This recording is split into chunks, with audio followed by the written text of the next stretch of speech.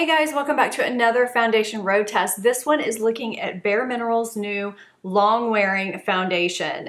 This is their performance wear liquid foundation with SPF 20 that everybody has been talking about, I feel like. So naturally, I had to look at it and try it out. I've been wearing it for around 2 weeks now. I have the shade Sandalwood number 15, and it seems to be a pretty good match. There are 30 shades in this foundation and it retails for $34 for 1 ounce of product. When I looked on Sephora at the shade range, it was pretty extensive. I mean, there's 30 shades and they had a nice spectrum in terms of warm to cool. Even in my specific intensity, there were various shades for me to choose from depending on if I was cool or neutral cool or neutral warm or warm. So when I went to Sephora, I was expecting a large range of shades, but they all leaned pretty yellow toned, so I was a little bit surprised about that. Normally I wear warm undertoned foundations, and the shade that I got, Sandalwood, says that it's for medium skin with neutral undertones. I just felt like the whole range was pretty darn yellow. So that's just a heads up if you have very cool undertones. I'm not sure if you're gonna be able to find a shade for you, but it's worth taking a look if you're interested in this foundation. I am going to read you the claims of this foundation as I do with every foundation. I'm also going to go into the brush that they offer and give you my perspective on it when I do my summary at the end, because I did end up getting the brush that goes with this foundation. I don't usually do that because I don't feel like you necessarily have to buy the tool that comes out with every foundation. We don't all always have the money to spend on a foundation and a brush because foundations are expensive enough these days, and it seems like every foundation is coming out with its own tool to apply it. And if you have tools at your disposal, I think that that should be enough to apply a foundation. But for some reason, this particular brush intrigued me and I wanted to try it out. This foundation is supposed to transform your skin over time and improve it. It does have 24-hour long wear with a natural matte finish. It blurs pores and imperfections and promotes improved skin texture. It provides broad spectrum SPF 20 with a mineral-based sunscreen, which is really great for people like me with sensitive skin who can't always tolerate chemical sunscreens. It's sweat resistant, water resistant, humidity resistant, and heat resistant. Also good for people like me who live in the hot, humid South and need something to withstand heat and humidity. It's transfer resistant, crease resistant, smudge resistant, non-acnegenic, non-comedogenic, hypoallergenic, dermatologist tested, designed for all skin types, oil-free, paraben-free, sulfate-free, fragrance-free, and it is not tested on animals. Today I applied it with a sponge, which does shear out the application just a little bit, but I wanted to just show you what it looked like with the sponge. I'm looking a little bit light under my eyes because I am testing something under my eyes. For those of you who haven't watched my foundation road test before, I do have oily combination skin. I get oily in the T-zone. I live in a very hot and humid area. Every day that I've tried this out, it was really hot, really humid. I am over 40, so I don't want anything that's going to settle in any creases or lines or that's going to make me look older than I am. And I do try everything out for more than a day. I try it out over the course of usually about a week, sometimes less, sometimes more, using different primers and powders and different application methods to give you guys a good run so that I can tell you how I feel it applied best. For me, I'm going to read you just a little bit about this brush. It says that the shape of this brush is supposed to mimic the shape of your fingertips, and it has dense tapered fibers for a smooth, flawless coverage, while the compact head size allows for fast and easy blending around hard to reach areas like the nose and the eyes.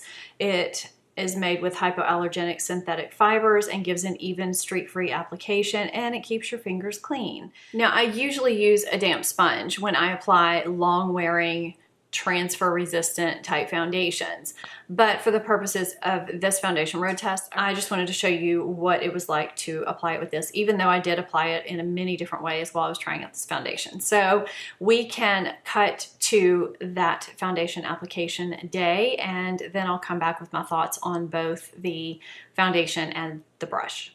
I love this pump bottle. It locks so that if you lose your lid for some reason, you don't have to worry about the foundation leaking if you travel with it. And it pumps out really, really easily. I'm gonna go ahead and do 2 pumps. You can see it's a little bit runny, even though it's a long wearing foundation, which is a little bit different. So they say to just dip your brush into it and apply it. I've done it that way. I've done it by tapping it on my face with my fingers and then doing it with a brush. It's fine either way, really, but I'll show you here, and I just tap a little bit on the brush and just start going, usually from the center and outward. And I do small downward strokes.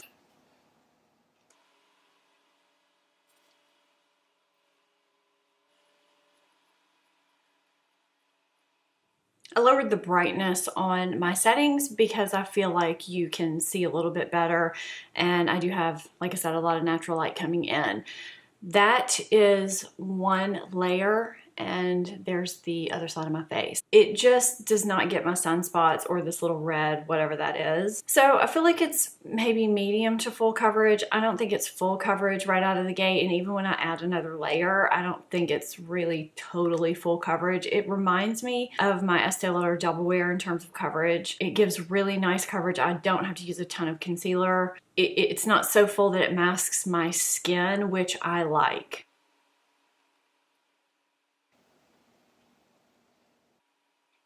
So I zoomed you in just a little bit so that you could see the difference in this side of my face with nothing on it and this side of my face with 2 layers all in here. I didn't apply a second layer to my forehead because I really didn't think I needed it. It's medium to full, but not full in my opinion. You can still see this sunspot, which I can never seem to cover with any foundation, this little red spot. And there's a couple of sunspots here that will need a little bit of coverage, but not a ton of coverage. But in order to cover those, you would need to see none of my skin. So I'm okay with that. I think it still looks good. I'm gonna do the other side of my face with dotting it on.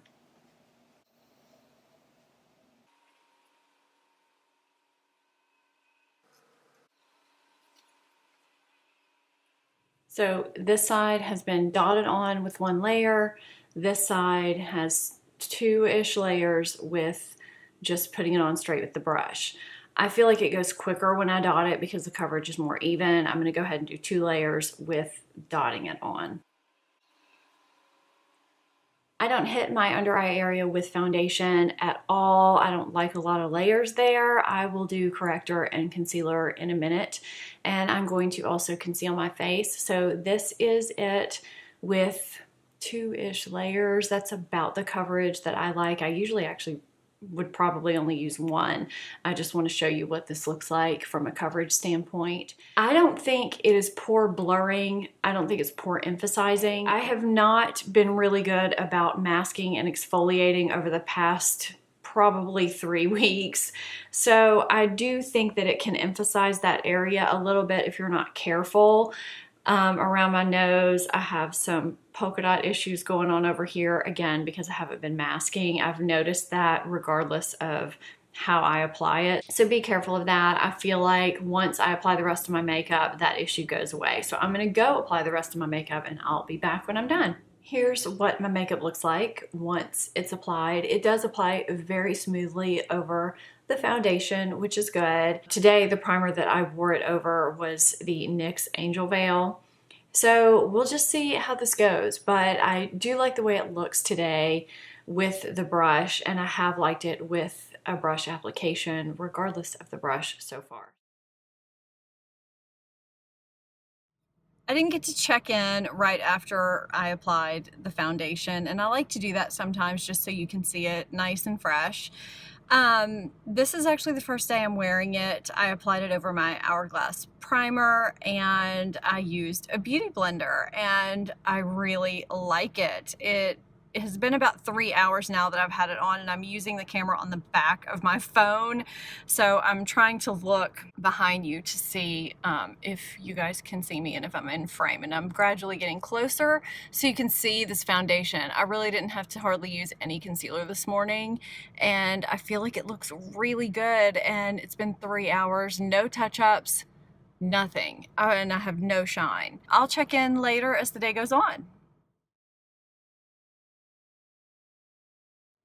So I'm in my bathroom lighting, which I hate because I feel like it makes me look extremely washed out and pale. So I hope you can see past that, but it is nighttime. It's been about 14 hours that I've had this on, and I have blotted 2.5 times, meaning that I blotted with blotting papers 3 times and I touched up with translucent powder 2 of those times. I think that that's really good, and I never ever, not one time, felt overly greasy, and one of those times I really didn't feel like I needed to. I just did it kind of proactively. My makeup has held all day. It's looked really good. It's just now, maybe within the past hour, starting to wear a little and look a little bit more makeup-y. I'm gonna scoot in. I feel like I'm just looking a little tired. It's been like 14 hours, so that's okay. I'm going to wash my face and go to bed, and that's it for today. Okay, I'm back to give my summary on the brush and the foundation. I feel like if you have oily combination skin and you want a foundation that is pretty much maintenance free throughout the day, this is a good foundation for you. I'm just cutting to the chase. I have been able to pretty much wear this foundation for 15 to 17 hour days. Yes, I have had a really long week this past week. In particular, if you follow me on social media, you know what I am talking about. It has not been a good week for me, and it's been long. I've had some long days, and I have worn this foundation. I have not worried about touching up. I really don't think that I had to touch up at all. I just did midday more as a proactive measure than anything, and I was pretty much shine free. I have tried it with numerous primers. I'm looking at the primers that I used. I used Guerlain Meteorites, Hourglass Veil, my 2 staples, NYX Angel Veil, Rimmel Stay Matte, Pure Correcting Primer. I'm sure I use more, but those are the ones that I think that I use the most. Hourglass Veil was my favorite of the bunch. I don't think it worked as well with the Guerlain Meteorites. I don't know why, but it seems to work a little bit better with more mattifying primers. If you put mattifying primer in with this foundation, you are good to go the entire day, and it just looks beautiful. I could see if you have more dry skin that this would probably not work for you because it could catch on some drier areas if you use a more mattifying primer.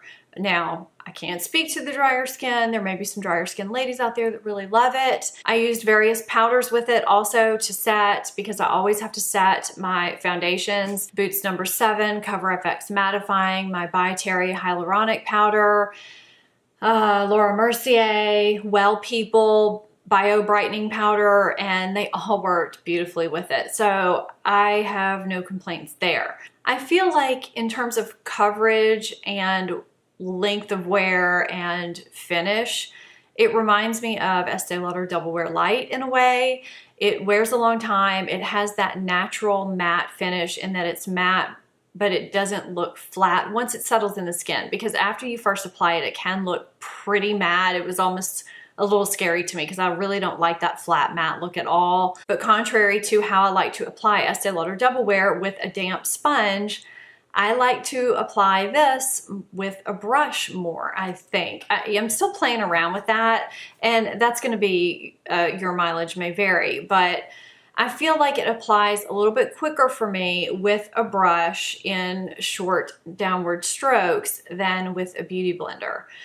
For some reason, I don't know if there's something about the formula or not, but that's just my experience. I did show you guys in the demo how I applied it with the brush, because I feel like in most of my demos, I show you how I use a sponge. This brush, I do like this brush. I have found that I have used this with some other foundations, and it works pretty well. It's not the softest brush I've ever used, but there is something about the taper of it and the density of it that I do like. That said, I don't think it's a necessity if you have a foundation brush that you use and you already like.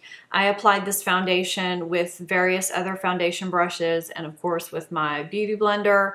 You know, if you look at the Real Techniques brush, it's pretty dense, but it's not packed as tightly.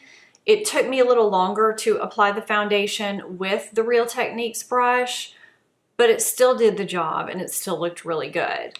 Again, you know, if I look at this IT Cosmetics Velvet Luxe LBD foundation brush number 302, which I love. Again, it's packed pretty tightly. It's pretty dense, really soft.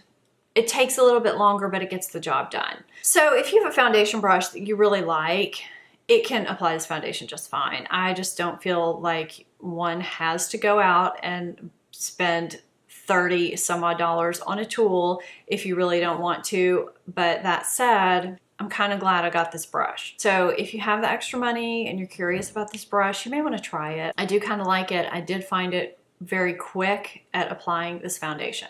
There is SPF 20 in this foundation. I think it looks good in photography, but you can tell there's a little bit of a difference between the non-flash photo and the flash photo.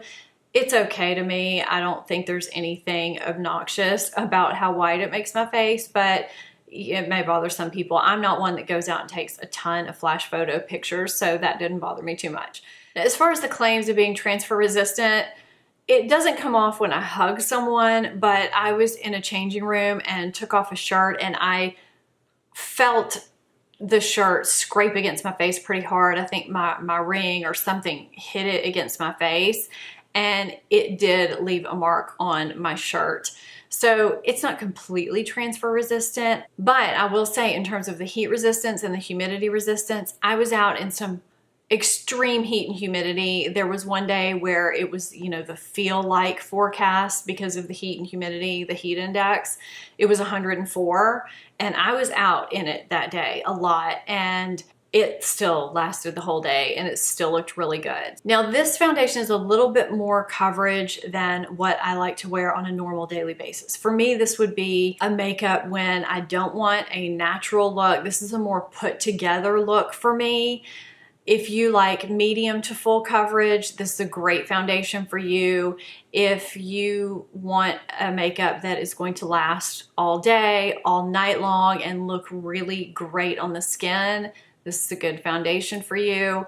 Will it replace my Estee Lauder Double Wear? I don't think so because I really still love my Estee Lauder Double Wear. That will always have a place for me. But I am very glad that I got it. I really do enjoy this foundation. It feels good on my skin. It doesn't feel drying or anything like that. So I have enjoyed wearing it. I'm going to continue enjoy wearing it. I like the shade that I got for myself. If you wear any of my foundation shades below that I have in the description box, you may want to check this shade out or one of the two on either side of it. I think that's it for this foundation road test. It was a success, and if you haven't seen any of my others, I'll put those in a playlist at the end of this video. Thank you so much for watching, and if you're not subscribed to my channel, please hit that subscribe button. If you're not following me on my social media, I'll put that on the screen and down below. I'll see you next time. Bye-bye.